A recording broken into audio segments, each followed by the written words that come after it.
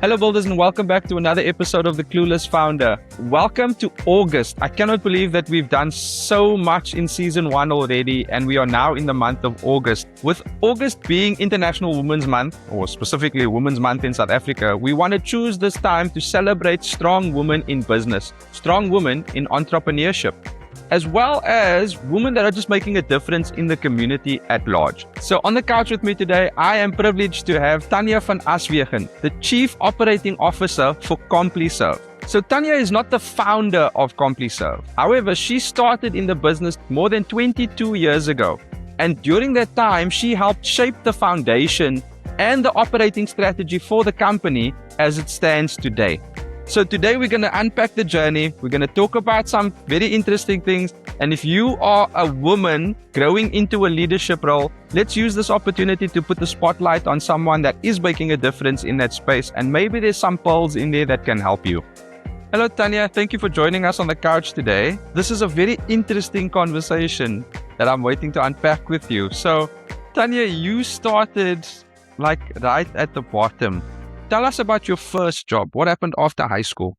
Or what was that? Where did you get started? So after I completed matric, I had to make a decision as to what it was I was going to do with myself. Unfortunately, there wasn't finance available to send me off to university. And my only real option was finding a job. So I used to go and stand at the factory gates, hoping somebody would see me. One of the managers would see me and allow me to work for the day within the factory. And I was chosen quite a few times. And I remember I was paid 50 Rand, was handed to me after my shift. And I thought, okay, this is really, how things are going to go for me. But at the time, that was really the extent of my limited options. And then my aunt actually told me that there was a lady that was going to come and pray for myself and my cousin so that we can find employment, full-time employment. And it really was an experience because this lady spoke to me. I can't remember everything that transpired, but she literally washed my feet and she prayed over me. And what I do recall was she said that I shouldn't go back because there's something else that is meant for me. And I took that, listened to her, and I didn't understand what that actually meant because I was so inexperienced. I was just getting started. I started to temp. I started to find other work. And what stands out for me really was when I was working at a law firm, Visser and Vennote in Bellville. I won't forget. And one of the lawyers were there and he called me over and he told me, but you don't belong here. And I thought, I'm in deep trouble. Maybe I offended this man, etc., etc. But he actually saw something in me that I didn't see in myself. He said to me, I can see that you can do more. So the types of questions you are asking.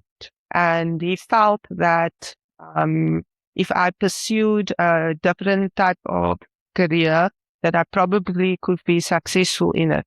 But he was one of the first persons. He made me realize that there was something inside of me that I couldn't see, but they were recognizing. And I temped like that for a while. And I joined a agency, I think it was Cousins Recruitment or Kelly's Recruitment. They've had so many names. Yes, and then they would find me temp jobs. That's how I got my foot in. But I still wasn't certain. I didn't have really a direction I was going into. I had an idea of what I could possibly do. I was good at administration. I knew that I wanted to work in a business environment of some sort, where or what I didn't know. And my second love is cooking. So if I wasn't working where I am now, I would be a chef. And you can ask my family. They lick their lips for my food. I've been asked to cook and bring it. MasterChef SA is a thing. I just want to point that out. And I actually did research. It was really something that I wanted was considering pursuing. But I had left home. And I felt that I probably would have a more stable income or earn more if I worked within business. what transpired was I told the recruitment agent, yeah. I told them that I didn't really want to continue temping. I was looking for something more permanent. And I was shortlisted for a position to meet with a gentleman named Richard Reteau. And when I came to the interview, we were about 5 ladies who were going to meet with Richard. And I was maybe the 4th person, or even the last person, if I recall now. And at that particular meeting, Richard shared with me who he was. He was from England. Yes. He met a South African woman, and he followed her here. He was determined to marry her, and he was going to set up business in South Africa. Okay. So at that time, he shared his vision for what he wanted. Just getting started. Yeah. Just for framing, so Richard Reteau is the original founder of CompliServe. So what we're talking about here is the CompliServe interview. And this was for an admin role, eh? Yes, he was just getting started. And what stood out for me, and how I knew I got the role, was he was handed like a fruit basket with a lot of goodies in there. And it was on the desk the whole time while he was interviewing people. And when it was my turn, and after the interview, he actually opened up the basket and he told me to choose something from the basket. And I chose a packet of peanuts. The chocolate coated ones. Yes, and then I realized, and I was convinced he was going to call me back. Yeah. That was my signal that I was the best out of the ladies that he was interviewing. But I was also still uncertain because I had bills to pay, and I couldn't start dealing with a man that's busy setting up his business. What if I wasn't certain about his financial position? I had, besides what he shared with me, there was uncertainty. And when I eventually accepted the role, he had an office within an office in Rondebosch, where he was trading services. But when it came to me, he spent a lot of time speaking to me about what it was that he wanted. He wanted a professional company, which meant that it would have all the divisions of the business. It involves governance. It involves sourcing staff once we were able to grow.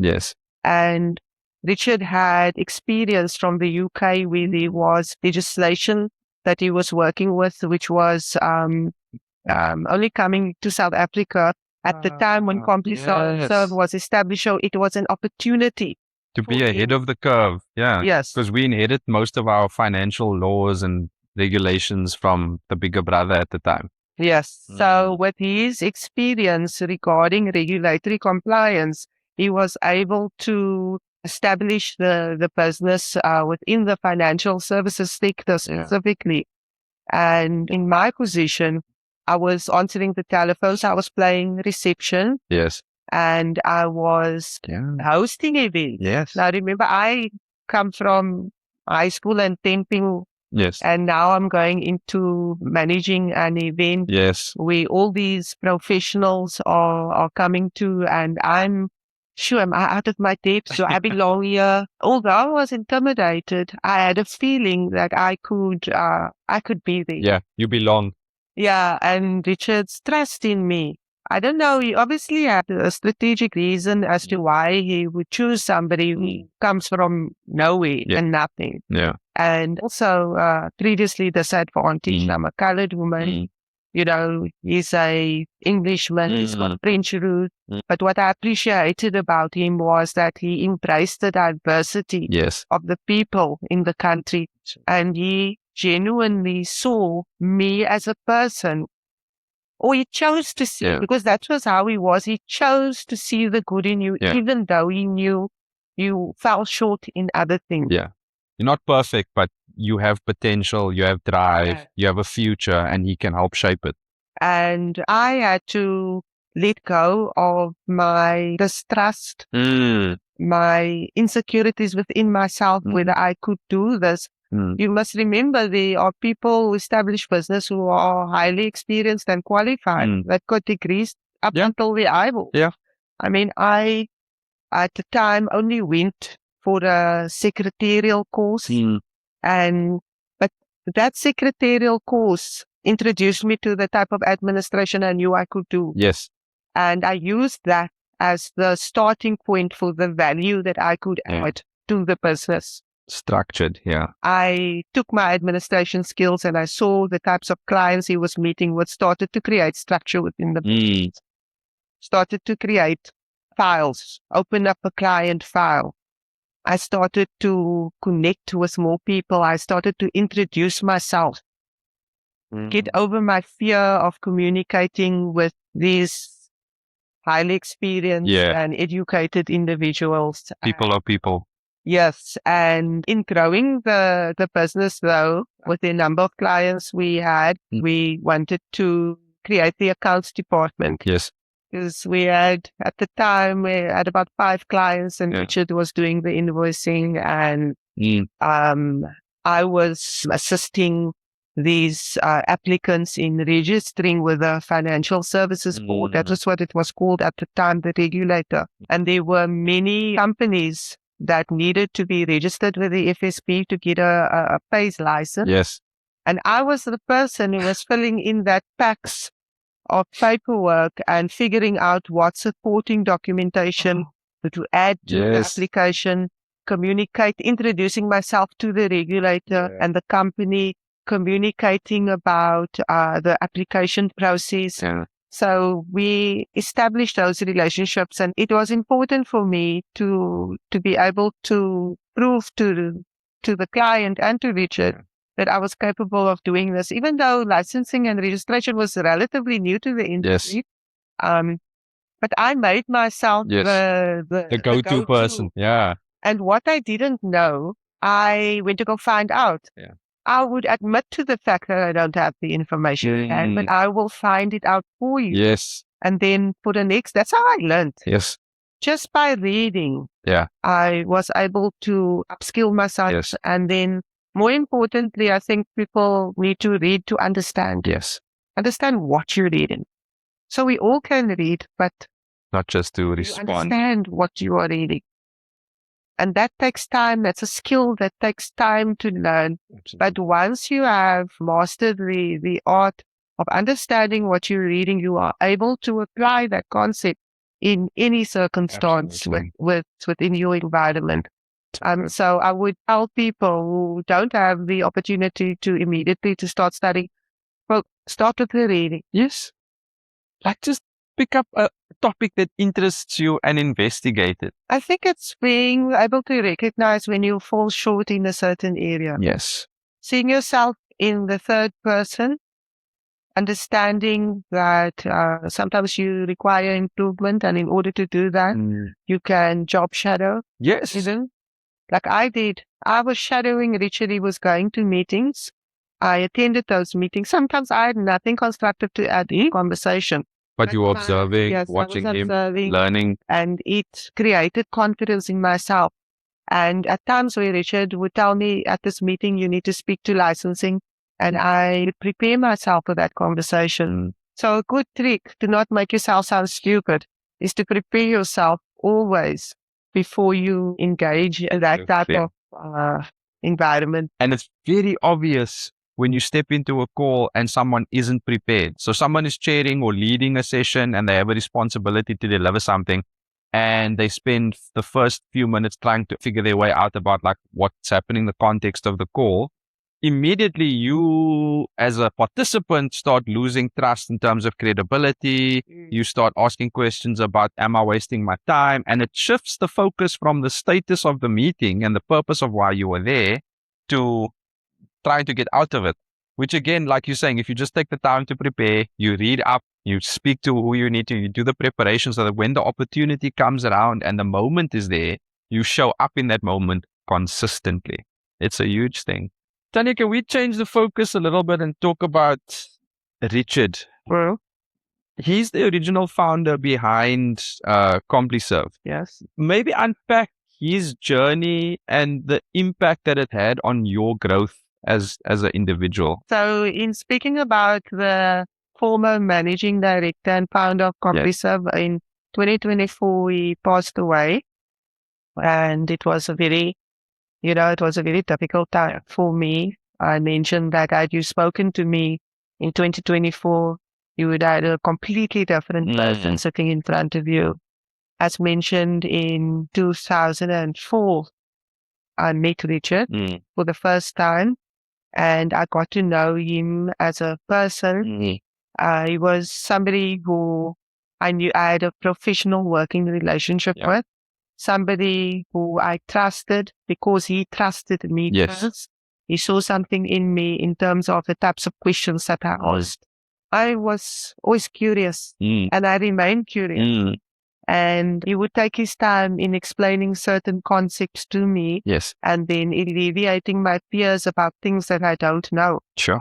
Like he told me about this business that he wants us to establish, but I didn't know how we were going to do it. I still didn't. You didn't see the how to piece it together. Yes, but that was because of my lack of experience and not understanding how businesses are put together. I had to learn about, he had some governance concepts, which I was trying to interpret and to create the policies and the procedures for the business so that if we get more employees, there was some structure. We know who's responsible for what. We knew the hierarchy of authority. And Richard always insisted that I attend every single meeting, every single component of work. Even within regulatory compliance, remember I was working an admin office manager type role at this is the stage that I'm referring to. Would invite me to meetings, and there was times where people were like, but why is she here?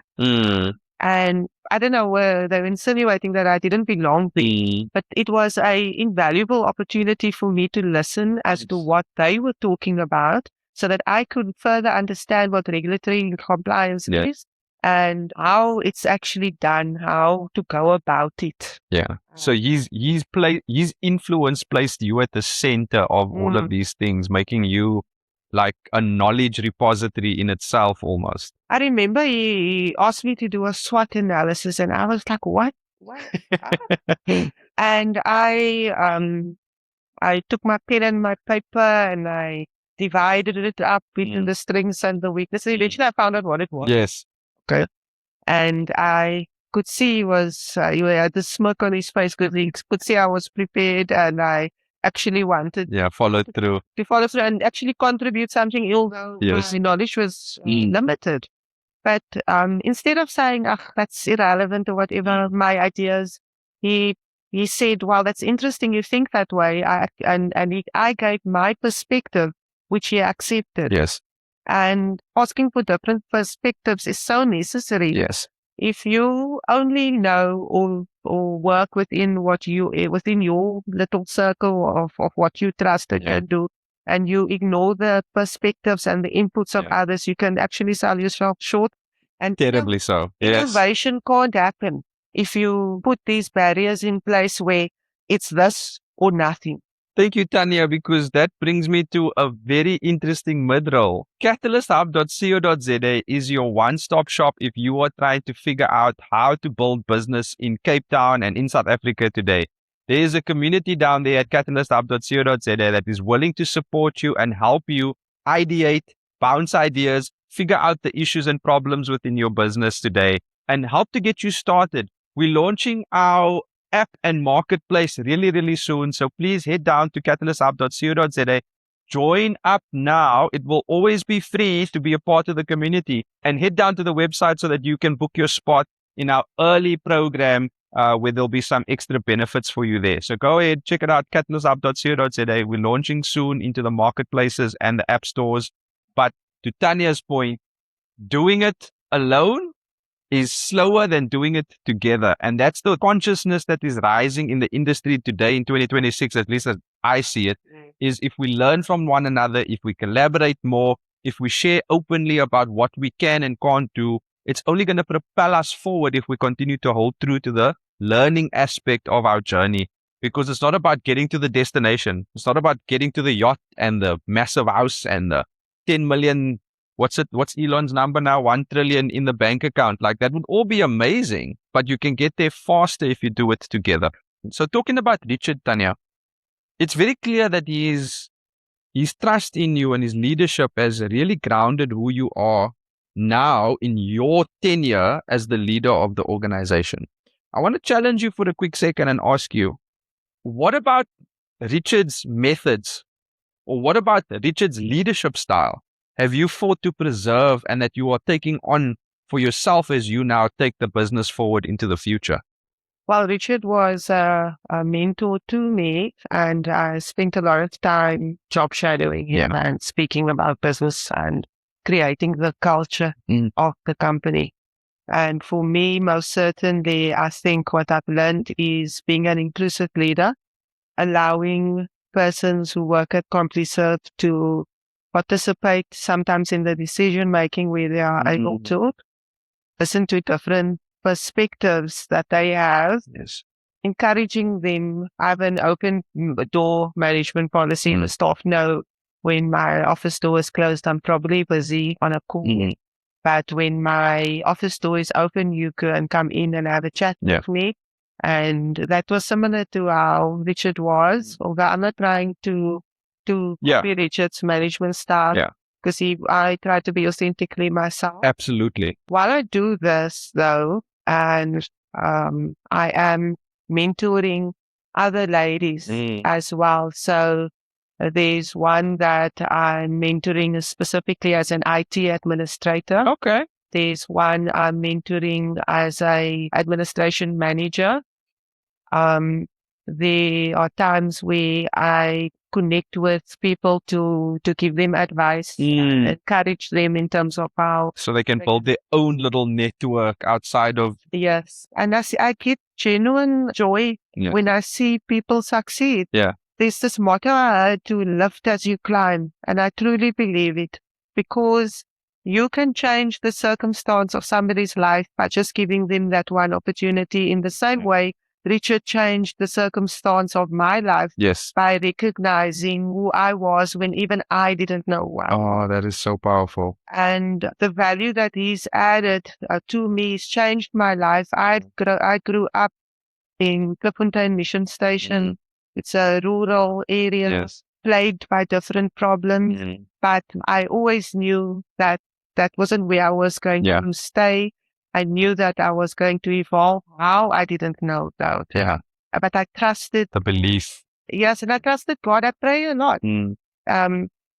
I believe in the power of prayer. I believe in trying to manifest things, putting things out there, influenced in that way, positively. Tanya, with it being Women's Month, there's a matriculant potentially watching this now. Not necessarily a matriculant, a young woman watching this right now, listening to this episode. What is your message for her starting out in the career and in the corporate world, or trying to figure out life? Embrace your fears. Understand that not having all the answers right now is not actually something that's stopping you. It's your fear and the uncertainty and having to deal with scarcity that is making you feel the way that you are feeling. It is normal to be afraid. You have to allow yourself to feel those feelings. And I would encourage people who are matriculants, specifically girls and boys, to be aware that if you don't make the effort that is required, like I did in terms of my studies and whatnot, it can impact you later in life. And it only becomes important when you get to the age now and you have to, sure, what am I going to do with my life? Yeah. But do something that you enjoy. Don't settle. Yeah. I think a lot of people, not only with work, in their private lives, they prepare to settle. And settling sometimes hinders your progress. It causes such a lot of stress and anxiety that you need to unpack a bit. Yes. You have to work on really hard later on to overcome. Because you get into that pattern where this is just the norm. I've seen it with some of the youth and some of the people that we've had conversations with. There's teens and youth out there that they see their circumstance, they see the environment that they live in, and they accept that that is the way of life, that is just how my life is going to be. So I'll do what everybody else is doing, whether that's a good thing, a bad thing, whether it's working in a shop as an example. And there's nothing wrong with doing what you need to survive, but there's more to life if you just put yourself out of your comfort zone a little bit and you just don't settle for what you see. If you want to travel, if you want to see a city and you want to work in the city as an example, then put yourself in a position where you can have those opportunities pop up and be available to you, and reach out to community members that can help you kind of find and forge that path. I mean, you were fortunate enough to find Richard and look at the path he's forged and help you pioneer in your space. But I think listening to your story, that would have happened regardless if it was Richard or Fisher and attorneys from earlier in the life. But I think like just knowing the fact that you're not ready to settle, that would have happened regardless. Tanya, thank you for being here. I know it's a crazy thing to take this much time out of your day to come and have a conversation, but I'm super, super grateful that you were here. I think the pearls that you shared today and the insights to your journey, what I hope is that it's resonating with someone that is maybe wrestling with some decisions about their future, that it makes somebody else feel like it's okay to be afraid. Like you said, it's okay that you don't have all the answers to where your future is going to go. And I just want to say, like, champion you for being a woman in the space that is, I wouldn't say dominated by males, but it's more along the line of like you showing up truthfully and authentically, consistently for yourself. And that is the example that I think that should be amplified in the marketplace today, regardless of gender. But thank you for being the light that you are for the work that you're doing. Thank you, Craig, and thank you for the opportunity and allowing me myself to go down memory lane. It's been a long journey. Yeah. It's been a good journey. Yeah. Like I said, I've evolved from where I started, and I know where I'm going. It's a continuous learning path, different types of learning. Then, being excited about the prospects. Yeah. That's brings coming another up. joy. Yeah. Awesome. All right. And there you guys have it. All done. Another episode in the bag. This one is for our Women's Day focus. So all of CompliServe's information will be in the links and in the description of our videos. If you want to get in touch with Tanya, she will be available through the links that we'll make available. And if you've got any questions or comments and feedback about how we're doing running the show, please do leave them as well. We do read every single comment that does come through, and we look forward to the next one. So thank you very much for tuning in. Until next time, have a wonderful day. Cheers, guys.